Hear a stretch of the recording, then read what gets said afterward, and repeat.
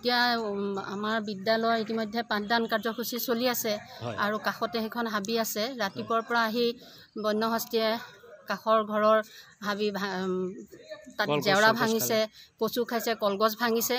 কিন্তু এতিয়া বন বিভাগক জনোৱা হৈছে যদিও এতিয়ালৈকে কোনো তেওঁলোকৰ মানুহ আহি উপস্থিত হোৱা নাই।